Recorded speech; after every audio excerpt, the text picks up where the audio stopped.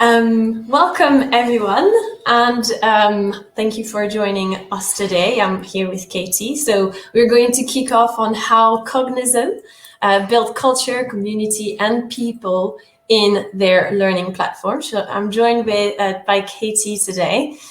She is People Ops Assistant at Cognism. So Katie, maybe you could tell us a little bit about what Cognism does and also what your role involves as well, just to have a little bit of an intro so that people know who you are. Yeah, of course. So as Lily said, I'm People Ops Assistant and I'm in the HR team at Cognism. The HR team is not very big. There's just two of us. So you're looking at 50% of the team. And my role, I'm very much generalist, so dabble in everything, but I've sort of taken our learning and development sort of under my wing as I joined in January. Cognism is a SaaS product. We sell, essentially, we sell our fantastic data to clients all over the world. We're a global company, and yeah, we're not really a startup anymore. I'd probably say we're more of a scale up, growing super quick. So yeah, that's a bit about Cognism and what I do for them. Thank you. And also me, I'm Lulu, and I'm heading the CS team here at How Now. And I've been involved with the work that Katie has done with the implementation and building this learning platform. So let's just kick off. Let's get into it. Obviously, there is quite an important question that we've got to ask before any of the other ones. And that's the idea that if nobody is using your learning platform, then it means that you can't really build people, you can't build a community, you cannot build the culture in it. So I think you've been using topics that aren't necessarily about work to encourage people to log in to your instance and get a bit more active. Maybe you can tell us a little bit more about that and how you did it. Yeah, absolutely. So something I've always found is learning comes in all shapes and different forms. And we did want to have a focus on, content that will be to go towards people's jobs. But something I found worked really well for us is focusing on things that people really care about outside of work. So, different events that are happening, just to name a few, we've focused on Pride Month, Earth Day, International Women's Day. For Random Act of Kindness Day, we sent everyone a bunch of flowers and spoke about that on our Knowledge Hub. So yeah, it's just to try and, the goal was to get people interested in what we're doing also as a company, what we're interested in as a company, what we support, and it might align with what they support and what they're interested in as well. So yeah, as well as that, we've also had a massive focus on mental health. We've had amazing material on there. We've had some webinars that I also then go and pop on the Knowledge Hub for people to look at who couldn't attend. So yeah, just making it more about community and what people are interested in, and then off the back of that, hoping that they also look into content that works well for their job role and their department. So yeah, that's a little bit about what we did there.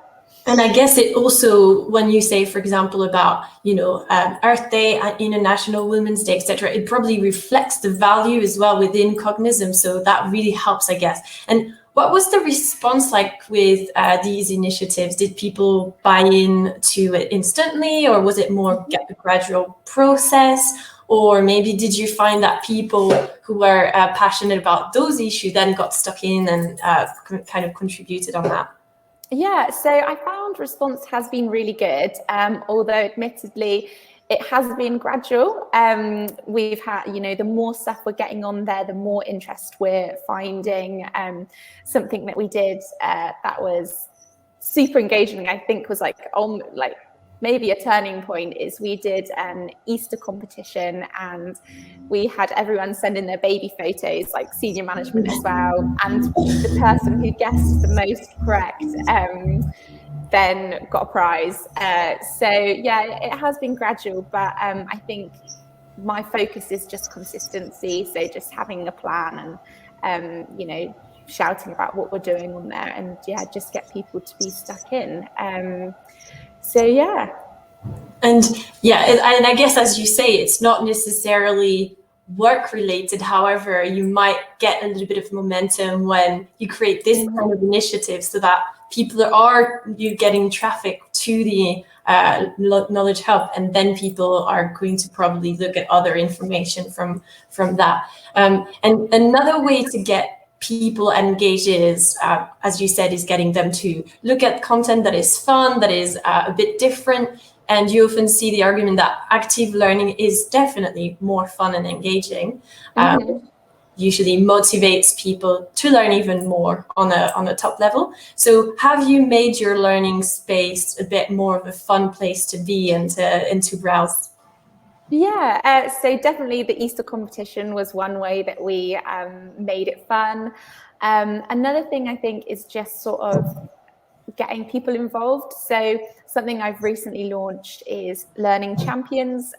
So people volunteering to get involved, to post things that mean a lot to them. So that could be maybe more on the diversity and inclusion, and also shouting about what their department's doing. And again, it doesn't need to be like work related. It could be, you know, for sales, it could be who's got deal of the month, or it could say be a product update from the product team, anything really. So I think making it fun is having people involved, engaged, and just, yeah, trying to be a bit creative with it.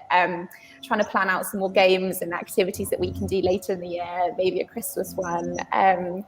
So yeah, I think you've just got to get a bit creative with it and have as many people as you can involved. And yeah, I think it works that way. Yeah, I think it's great as well when you say, for example, you're creating some content about specific, shouting about specific department, because so often it happened that when you're in the department, let's say in the marketing department, you know what's going on, but it's never really told to the entire organization. So I guess to make sure that you have this community and people are getting involved with whatever other departments are doing, it's quite important to share and shout out about the things that are happening, so that you don't silo the information. And so I like that idea a lot about, you know, having these this little contest and shouting about other things. But I think you had also talked about a little bit of other type of content, such as book clubs and cookery podcasts. Do you want to tell us a little bit more about that as well? Yeah, of course. So I actually forgot I've done that. But something I also try and add in for fun content is book clubs. So this is harder to do virtually, but I found some really amazing Spotify podcasts with like book clubs that, you know, they tell you the book that you need to read, and creating little groups around that. They can follow the podcasts along and have conversations about it. Yeah. The cookery is I did sort of recipes of the month, so a bit random, but like for summer, maybe some really nice salads, just summery food that people can maybe get inspired by and talk about. So yeah, some really nice things going on. Also, and podcasts, not to do with the book club, just really interesting podcasts that I found that I want to share. And again, not related to work at all. Just interesting things that people can talk about and get more involved in. So yeah, a few examples of what else I've been doing to try and keep it fun. And that's great, because again, that helps you, I guess, build the momentum and get people to log in and almost form a habit of, okay, we know that there is the fun part that is happening on the Knowledge Hub, but once we're there are other kind of types of content to help us get better at our job. So are there any ways that you've been replicating their day-to-day behavior on the platform? Or maybe, I don't know, moving some of the users over from an external place? So how have you been dealing with that? Because I guess that's also a bit of a forming habit, which can sometimes be a bit difficult to manage. Yeah, so I think it's, again, building momentum is something I found a bit tricky. It's, again, about consistency. I think something key to change behavior of maybe going somewhere else is getting senior management buy-in. So our CEO recently has just been super keen for everything to be accessible on the Knowledge Hub. Everything goes on there. It's turned into our almost like a social platform. We do announcements on there. Our CEO wants all training materials on there. So yeah, I think when you have senior management buy-in and that filters down, it makes it really easy to, when I say really easy, it makes it easier to, build momentum around getting people to use it all the time. And also with having social aspects on there, like announcements. And we have our town hall once a month. So I always put slides and a video up there for people to go and view it. It just becomes habit for people to start using it. Yeah. So, yeah. And as you say, I think it's so important to get the senior management to buy into whatever you do on an L&D level, because then it will kind of trickle down with, for example, your managers, etc. So it will definitely help if people start contributing as well. It will definitely help from, your L&D and people team to build whatever you're building, like your onboarding processes, etc.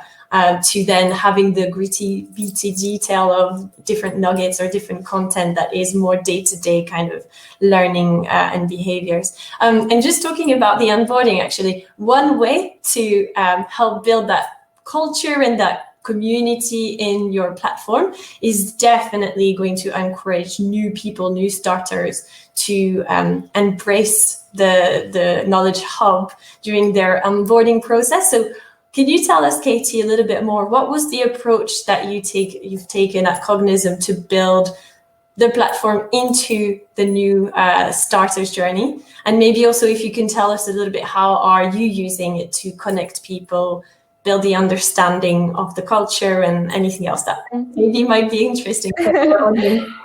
Yeah, definitely. So for the onboardings, I've built out loads of automatic onboarding courses that get triggered within people's first, I think it's week or so when they join. So it has all different information in there, and there's a HR one and then a departmental one. So the HR one covers things from people's benefits, their pay, how they might go about expensing things, just all the stuff that you want to know on your first day of work. So it's more of a fact finding. There's our policies on there. So we have those that automatically get triggered. And we also have a welcome call with HR with all the new starters, and I'll direct all of their questions to the Knowledge Hub, just to build that sense of this is where you find everything on your first day. Just to really ingrain it, which I found worked really well. With departmental ones within onboardings, they also have, so sales, for example, have a quiz that's automatically triggered 5 days after their start date. So it's like a product knowledge test to see how they're getting on, which, just embeds the fact that this is where you need to find information. This is where you're going to be quizzed. Just to keep it engaging. And some content that I've also been doing for people to stay engaged is we have a meet the team section. So we have senior management or key people that you'd need to meet in the organization with a photo, and we've asked them questions like what they do at Cognism, what's their favorite thing to do outside of work, just so you get to know people on a bit more of a social level. There's a couple of different things that we do for new starters, but I think the key thing is just making it really known on their first sort of day that that's where they find everything they need, and if they have any questions, to defer to the Knowledge Hub, because they're more than likely to find it on there. And if they can't find it, then we'll put it on there. You'll create it afterwards. And Katie, how long does it usually take? Just a little side note, but how long is your kind of onboarding program for new starters? So it differs for different departments, but I think on average around 2 weeks.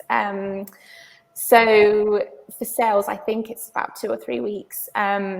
For HR, I couldn't tell you because I'm the second person in the department. So, but for customer success, perhaps more a month or so.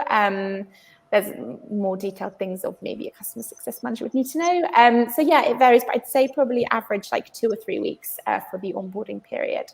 Well, that's great. And even now, because a lot of people are still refining their kind of remote onboarding process, even though I can see you are in the office at the moment, how have you been building those connections and these community remotely? And maybe what are some of the things that you've been doing just to make sure, again, that you keep this culture, the Cognism culture and the community going? How have you managed that from your side? Yeah, I think even remotely, and I am in the office at the moment, but yeah, even remotely, I think it's just keeping the conversation going, and having managers defer to the Knowledge Hub as well. Something I find really useful is sharing, when someone asks me a question on Slack, for example, I share the link to the Knowledge Hub just with the /how now and just send them the content that they need. So it's sort of prompts them to look there and maybe look for other things.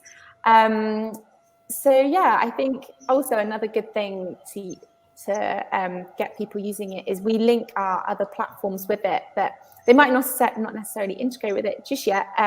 But for example, we use Sales Impact Academy for our training. So we put all of their course timetables on our Knowledge Hub. We have updates. So yeah, it's just about trying to integrate other things that we use, or other providers that we use for training, just to have it all in one place, so that everyone knows where to go for everything. Yeah, and it will also cut the search time, I guess. If they know that there is this one place, they will not have to search into hundreds of different links. They cannot find anything. They can just get redirected. So that's really good. Well, thank you for that. And I have just a couple of more questions for you, Katie. But given some of the, I guess, topical initiatives that we've already talked about, so that you can build the culture, you can build the community, etc., I guess a lot of planning has to happen in your learning strategy to make all of this happen and to help you build the momentum. So how do you plan ahead? And maybe I'm sure that is for all of the people that are going to watch us today, it will probably be the golden question, the little secret, especially in the sense of making sure that it's building the community, engaging people, etc. So how do you plan ahead?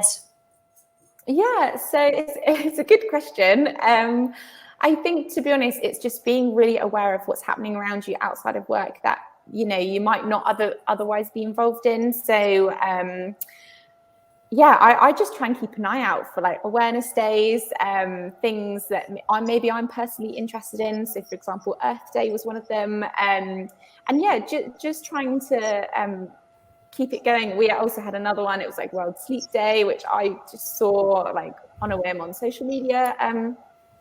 So I think it's just consistently just making mental notes of what's coming up and like how you can add to it.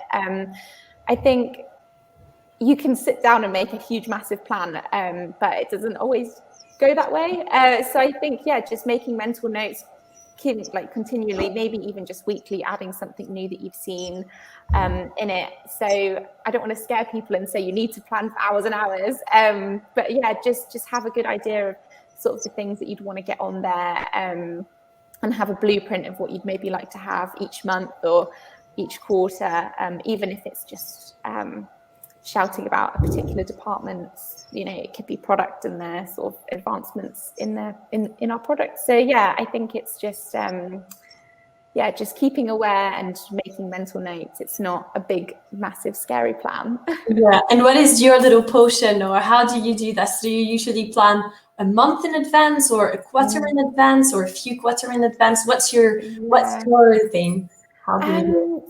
I think, to be honest, it's a little bit of a mixture. I like to try and do a quarter, but sometimes things change and other things happen. So I think month by month is probably the way I find easiest, the least overwhelming. Just having a few dates in my calendar for the month ahead of what I'm going to put on there and things I'm going to focus on. Then it's easier not to miss anything. Like, for example, like Random Act of Kindness Day. I wouldn't have known about that like months and months in advance. So I think probably month by month is the way that I find easiest to do it. Great. Well, thank you for the tip. I'm sure other people will find it helpful. And speaking of planning ahead, that's going to be my last question, but what's ahead? What's next? And are there any kind of exciting ideas that you can share with us on what's coming up and what you're going to do with the Knowledge Hub, perhaps? So to be honest, I think I'm want to keep the momentum that we've got.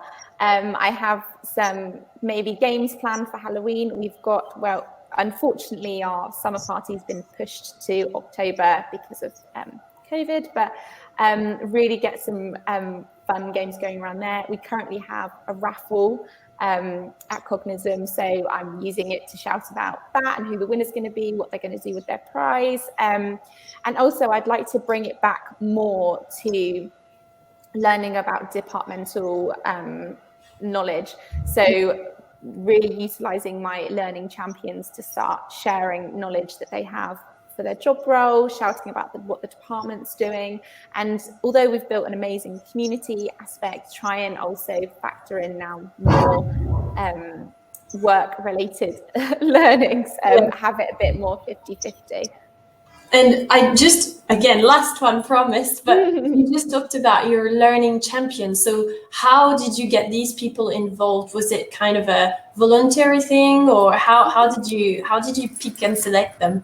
Yeah, of course. So I sent an email around asking for volunteers. I gave a brief overview of what I'd love them to do, get involved with. It can be two-pronged, like I said, departmental sort of learnings and also diversity and inclusion. So if any of them had anything close to their heart, different religious celebrations, awareness days, things to do with the planet, anything that's, you know, nice to know about, nice to learn about, to get involved.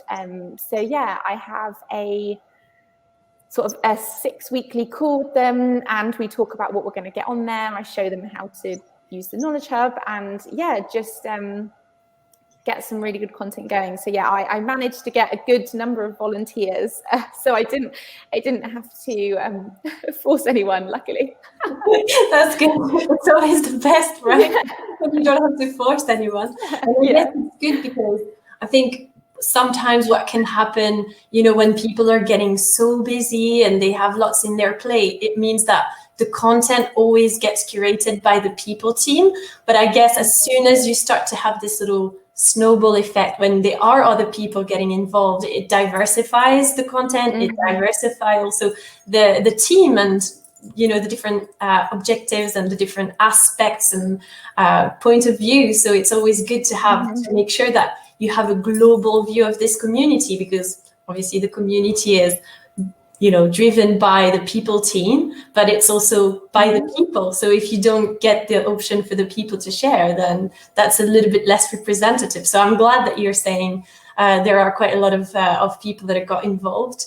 And yeah, it gives a little bit more color, I guess, to the learnings and to the content that you have. Well, that was my last question.